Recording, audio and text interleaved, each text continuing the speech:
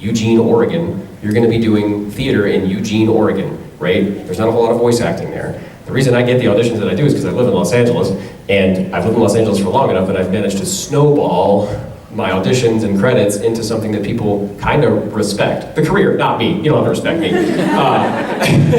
But yeah, it's about learning how to act, and it's about having a fundamental love for that craft, right? I love anime and I love video games. I just turned, and my story is kind of resonant of that. I've turned my acting love into a love of acting for those things, right? It's not, I want to be an anime voice actor, so I am going to go learn how to anime voice act. I want to be a video game voice actor, so I'm going to learn how to video game voice act. You got to learn how to act first, and then you take the classes that teach you how to do that mechanical stuff, like waiting for the beeps and the flaps, like learning the ins and out time codes, like making sure that your lines aren't broken up or sound dubby, because sometimes, not all the time, and ideally none of the time, our job is to help adapt, is to help spit out suggestions. It's like, oh, this comes out of my mouth better this way or whatever. So, and you only get that experience from doing it over and over and over and over and over again. So hopefully that answers your question. I want to be a voiceactor.com. Go buy an acting book and read Stanislavski. I really recommend Stanislavski, especially because he talks about, it's a little problematic, but it's like the Bible of acting. So there's some strange anecdotes that he has in there, because this book was written in 1850. But acting is acting is acting. It's imitation, right? So it's told from the point of view of a new actor in a theater troupe, that Konstantin Stanislavski, who's the director, is the director of the theater troupe. And the new actor is an idiot. He has no idea how to act, right? So you're learning through the lens of this guy who is like, oh, in order for me to, in order for the audience to hear me in the back, I have to be loud and present and be the loudest on the stage so everybody pays attention to me. And Stanislavski goes, no, that's not it. You have to be in the moment, and you have to be on stage with your partner, and you're acting in your scene partner, not with the audience. The audience is looking at you. You are with them. You're having an intimate moment, right? Sometimes you're speaking to the audience or whatever, but he kind of gives a lot of clarity and explanation. It's more of a I did this wrong, but this is how you fix it, right? And that's how a lot of actors learn, is through mistakes. But watching and reading somebody else's mistakes first before you get in there and do the audition is very, very beneficial.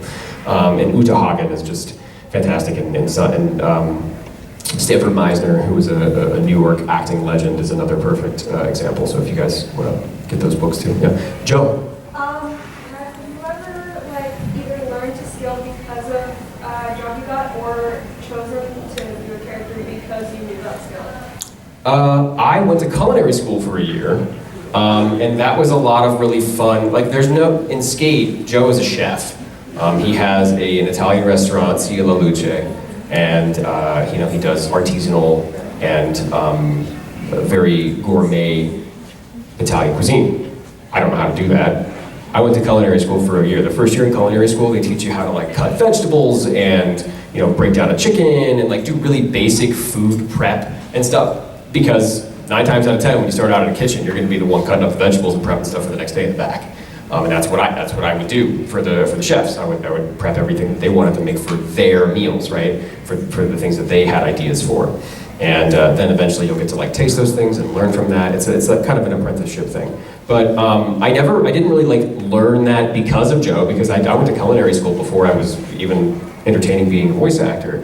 But it was cool that I learned how to pronounce things through culinary school. I learned Italian terminology, cooking terminology that is transitive everywhere. You can take that expertise and move that over to being a barista, or move that over to being a perfumer or making fragrances or something to that effect, right? There's a lot of transitive, since those senses are closely linked, there's a lot of transitive properties and skills that you can have.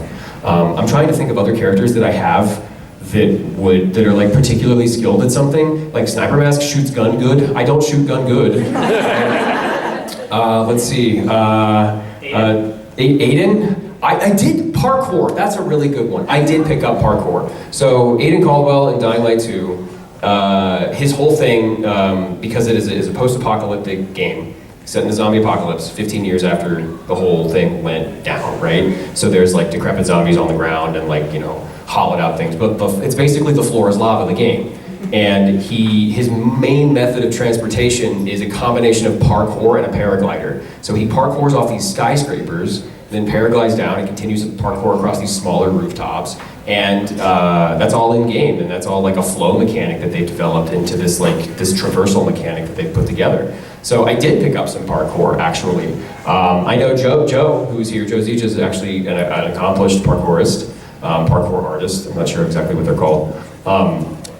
But they got the father of parkour, the French father of parkour, in the game as the character that you interact with, as like your kind of like a father figure character who like guides you through this post-apocalyptic area. His name is Hakon, and he's really good. In all of the mocap for parkour was done by him.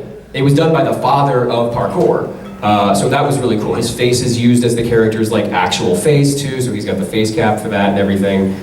Really neat. It would be neat to go back into that hobby a little bit. I live right now in Burbank, California, and there's a lot of like hills and gulches and valleys and old like concrete structures that aren't being occupied or used anymore, that are really good for parkour, but they're also like very dangerous. So you've seen some like sweaty palms like posts where you don't guys, it's very dangerous to do this stuff on top of like a skyscraper. I'm not telling you to go jump off a skyscraper. Like, be very careful. Like, go jump over a desk or something first, right? But yeah, parkour is a hobby that I could get back into. Skateboarding, I guess, is another hobby I could get back into. But I really do love cooking. One of the biggest skills that I have when I moved to Los Angeles that I could give to my roommates in exchange for lower rent was, hey, I'll cook you some bomb-ass meals. Like, I'll cook you some really, really, really good stuff, and it won't be expensive, and it won't take a whole lot of time. And just knock $200 off rent will be good. Yeah. You said you did modeling. By chance, which did you do? Did you do interior modeling, exterior modeling, or character modeling? I did a little bit of everything. I did interior modeling for no major brands. I mean, it was like Gap and like Old Navy, and these were all like prep shoots and things like that. Exterior modeling I would occasionally do for like my college. I was a model for my college. They would take me around campus. I would just sit down and pose and everything, and I'd be on the website. They put me on like merchandise and things like that. And then I guess character modeling, I used to cosplay a lot. Like I cosplayed John Kirstein from Attack on Titan way back. And that was probably my most popular cosplay, but I was real broke back in the day. Still kind of am. But I have some money to throw around to like start doing cosplays and stuff like that. I actually cosplayed, I had my hair grown out, like down to here. It was like in the middle of my back as of like 3 weeks ago, because I was cosplaying Aragorn.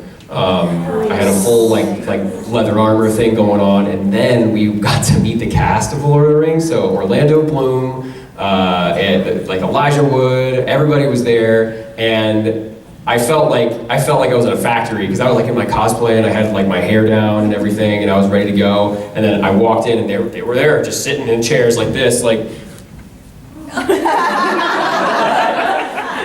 And then they're just like, all right, get behind everybody, and 3, 2, 1, and next. And I'm just like, oh, that's it. That was it. I didn't get to tell them I'm a voice actor. They don't care. It doesn't matter. Whatever. It wasn't a meet and greet or anything. I just took my photo taken. But as soon as I got that done, I went and got my hair cut, and now we have my bob era. I look like a rejected K-pop star. But hey, at least it's a K-pop star. All right, very good question. Yes, thank you so much. Way in the back there. If you would choose a Ranma-style curse for cold water, what animal or gender would you choose? A Ranma-style curse for cold water. So if Kuno, or me, or Kuno? No, it's you. Me, if I got hit with cold water, what animal would I turn into? Yeah. An otter. I feel like I would turn into an otter. Yeah, chirping around. I would still have like, I don't know, let's see. Because usually when they're drawn, they still have like a characteristic of like their, human form. Your hair. My hair? Or my glasses or something like that? Maybe? I don't know. I think that would be really cute. But that's a very good question. I've never gotten that before. But yes, an otter. Yeah, fantastic. All right, next question. Yeah, you in the back, right there. I saw you be a guest on Just Roll With It. I was just wondering if you what classes you play with anymore. So yes, I was on Just Roll With It. which is Slime Sickle's D&D podcast. I actually run a game every Friday called Shadows over Velda that has that DM, Grizz, Nate, who's a really good friend of mine. I was actually just talking to him. He plays with us. I'm the DM on that. My VTuber is the DM. I'm the DM. And we have Scylla, who is Sayu's partner, myself as the DM. There's a character called Sunder who is played by Juzo, who's another VTuber. We have Grizz, Nate, who is playing a character. And we have Lei Shen. I don't know if he's another VTuber, friend of ours, also a fellow Canadian. Fantastic guy, and that kind of rolls out. And Ben Balmaceda, who is another really good friend of mine, who was here last year. He is in our D&D campaign as well. His character, no, I can't say that. Go watch the thing.